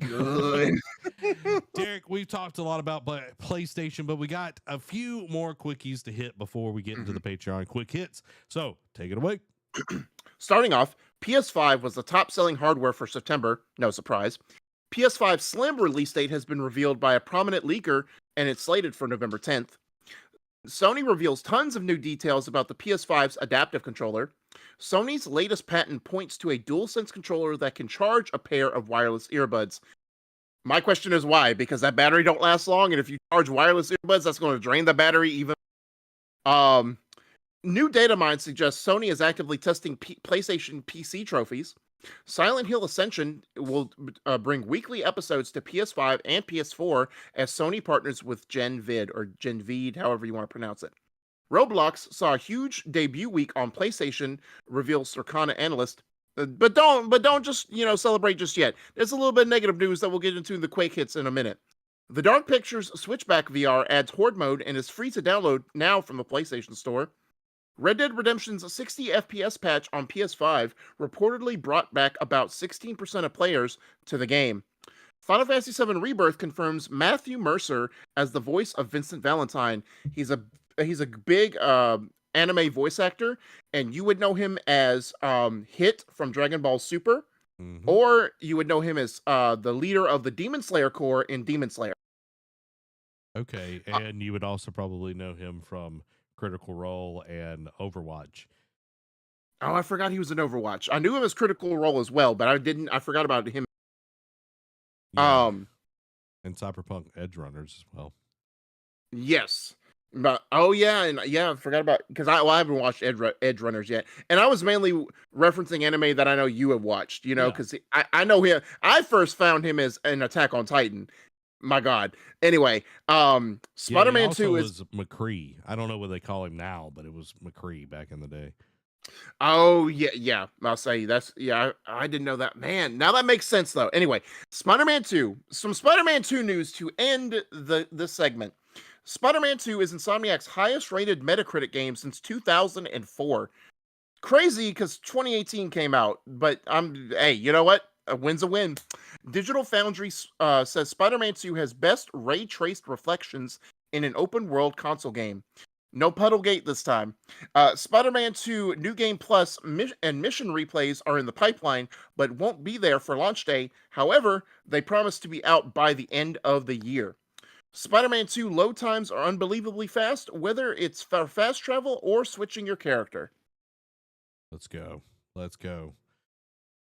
I know Herman Holtz talked about that back when the PS5 was launching, that they literally will have to slow down load times for your brain to process it. Right. Now it is finally coming true since Spider-Man 2 has been completely made on the PlayStation 5. And Cole Cassidy is the name that I was looking for. I couldn't remember. I haven't played Overwatch hardly any. And apparently he's Levi on Attack on Titan. Yeah, my boy. You knew that. Guys, we're about to jump into the Patreon Quick Hits. Patreon Quick Hits are brought to you by our wonderful patrons. Become part of the ship, part of the exclusive crew by going over to patreon.com/nerdcave. And you can actually do that for free. Now you can go over there, check out some of the cool things that we let everyone see. You can join for free, check out the place, dip your toe in, like I said earlier. See if the water's fine. And if you want to support us so we can do even more awesome stuff on the channel, you can pick a tier that best fits you. But now, without further ado, let's get into the Patreon Quick Hits. First up, Don't Scream, a 90s found footage horror game, has been announced, and it has a little feature. You have to have a microphone plugged in, and if you scream at the jump scares, you die. CD Projekt Red used AI to replace a deceased voice actor in Cyberpunk 2077, but it was with the family's permission.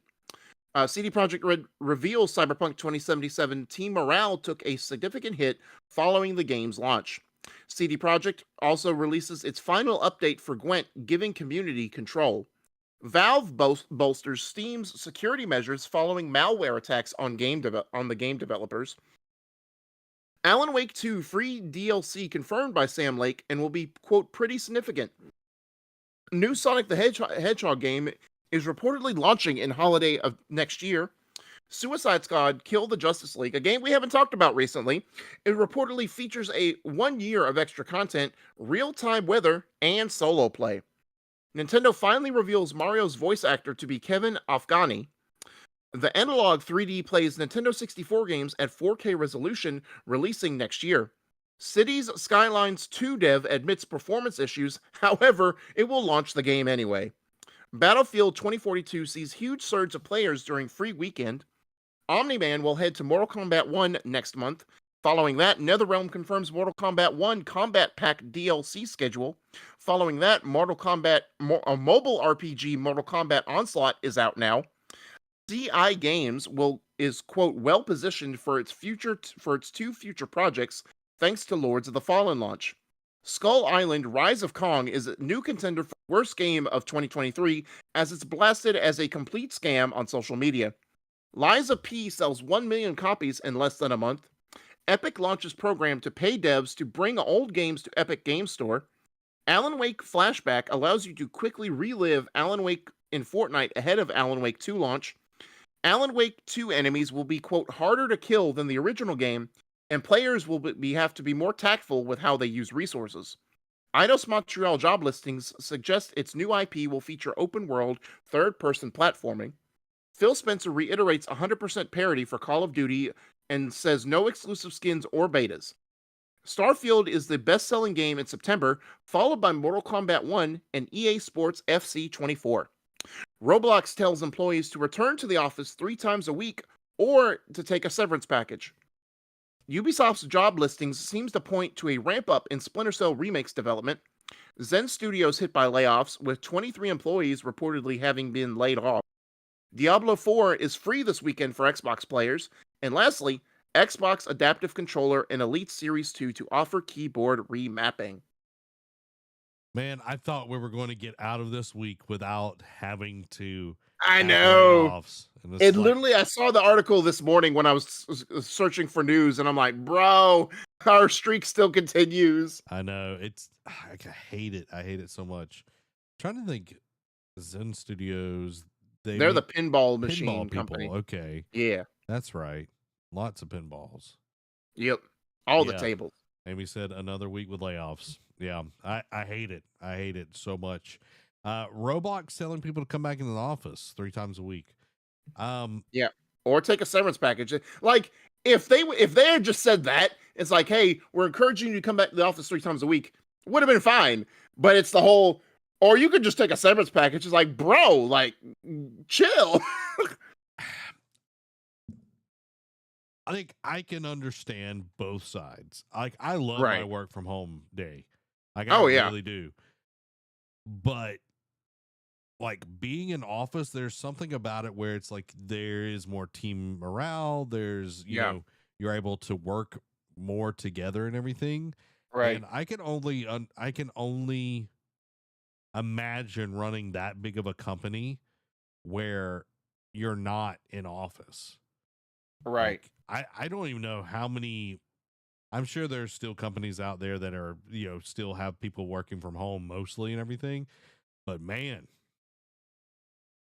it is like, hey, at least you're getting paid. You could just get fired. You right. Or, you know, or no, there's severance packages, which I'm sure will be crap, but you know. Yeah. I'm assuming we will hear more about that next week. When all of that hits the fan for the Roblox people, for sure. But there you go, guys. There is the NerdCave news for this week. We've had a lot of discussions about Xbox. We hope that you enjoyed it. Bobby Kotick, man, going to Netflix. You heard it here first. I'm calling it. If I get it right, kind of funny. I'm coming for you. Man. All right. I'm coming for you.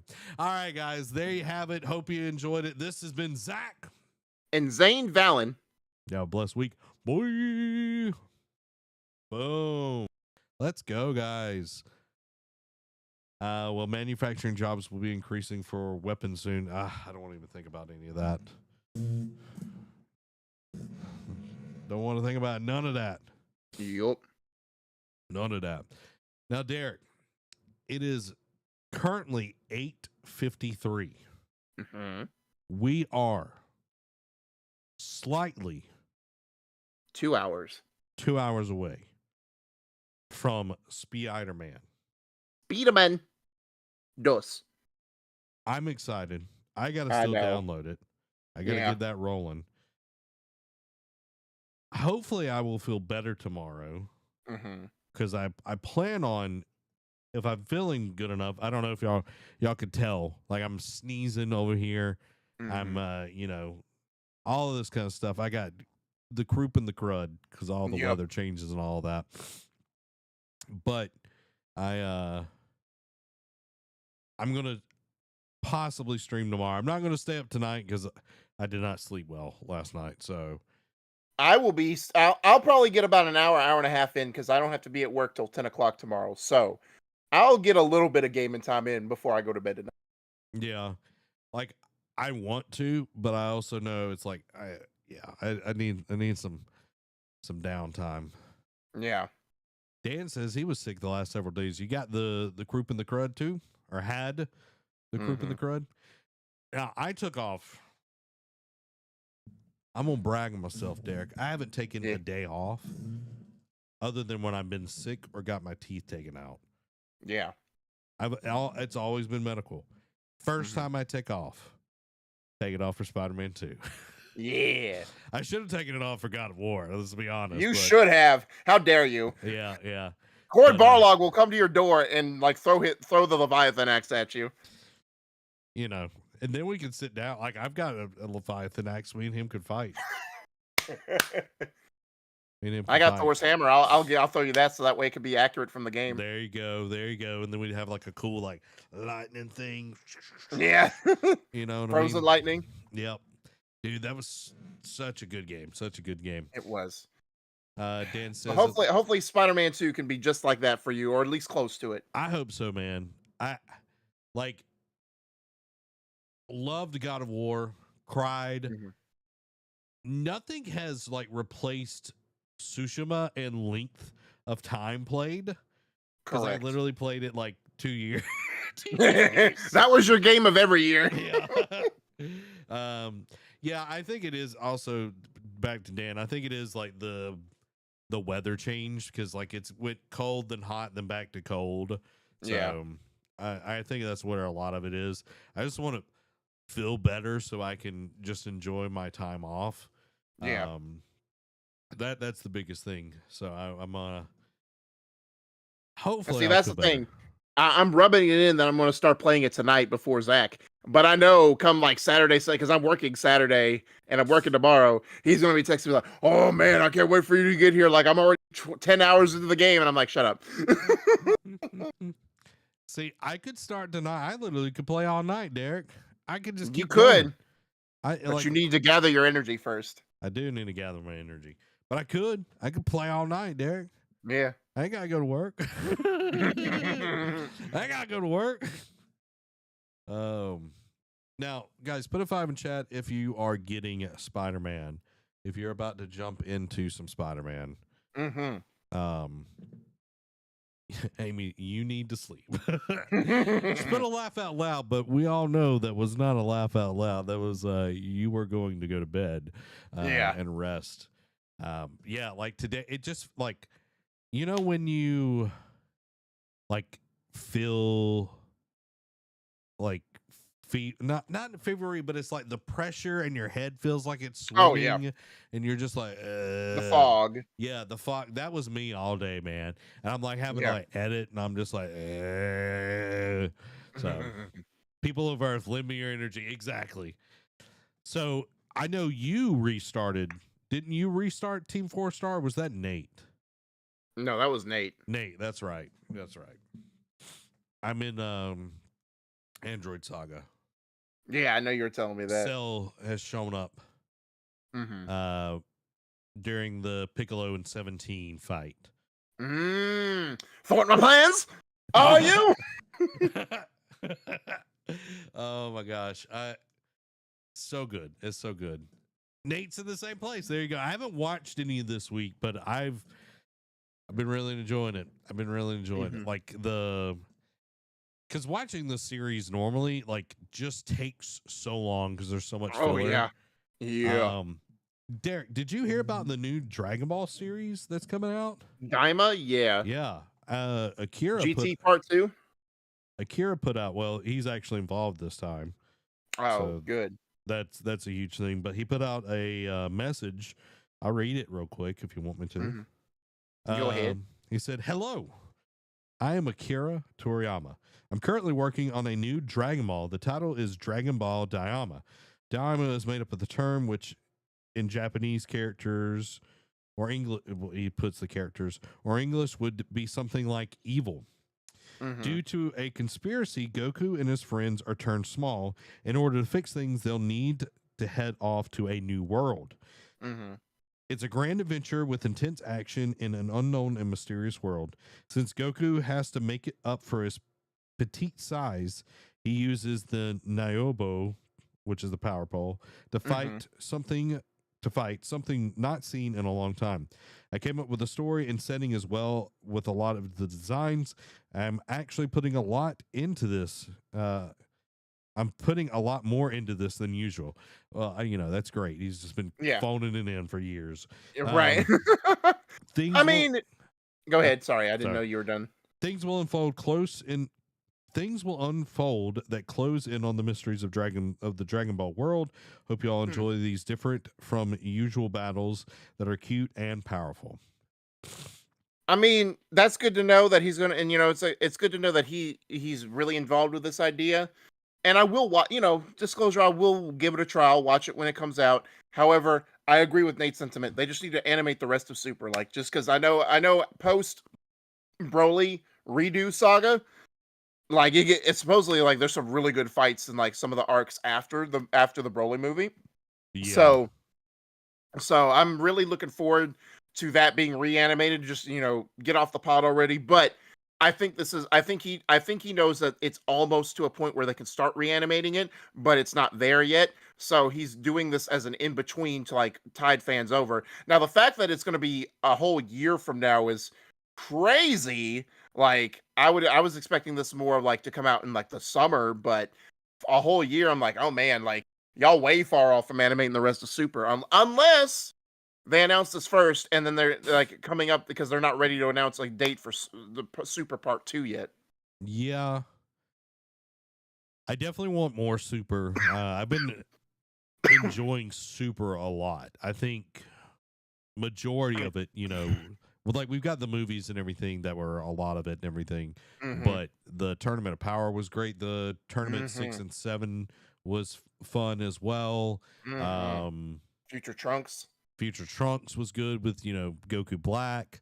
Everything's been great. The stuff that I've read about, I haven't read any of it, but read about and everything, with Granola and all of these other characters, they're really, really cool. And Black Frieza, I think that's going to be a really interesting to see. So cannot wait for it. But yeah, I was like, why are they doing this? But apparently they're going to explore a lot of the demon realm in this one. So Garlic Jr. and all of that. Yeah.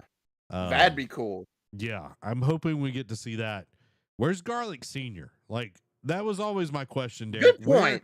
Where is Garlic Sr.? And when did Garlic Jr. show up the first time to get thrown in the the dead zone? Yeah, the dead zone, the black mist, whatever it was.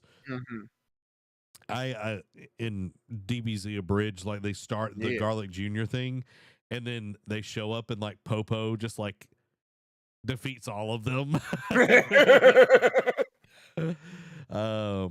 Amy kneel before me. Master. Yeah, Mr. Popo took care of that. He wasn't playing around. Amy said, did you see about the live action Gargoyles? So I didn't see anything about this, but I just looked it up. Apparently, James Wan confirms live action Gargoyle series for Disney Plus. So if you don't know, 90s series, amazing. You need to go watch it. A live action series based on a classic animated show is in early development at Disney Plus. Director Gary Dauberman, which did Annabelle Comes Home, don't know any of that, will oversee the series for James Wan. Wan confirmed the news on Instagram. The Gargoyles are out of the bag. Excited to be working with Gary again on this. He's a true fan. Deborah Moon will executive produce, write, and showrun the series, while Juan will be an executive producer. See, I was hoping that Juan would be more involved than just an executive producer. Yeah, because he's really good with horror stuff. Like, yeah, and action. Like, yeah, because he directed Aquaman. Yeah, and he also did Star Trek 3, and he did some of the best Fast and Furious movies. Yeah, exactly. So he's a really good director, and I mean, like he's great at creating atmosphere too, especially in the horror films. Because I mean, like Aquaman 1, arguably the most frightening thing was the trench scene in that movie, and it's like you could feel his thumbprint all on that.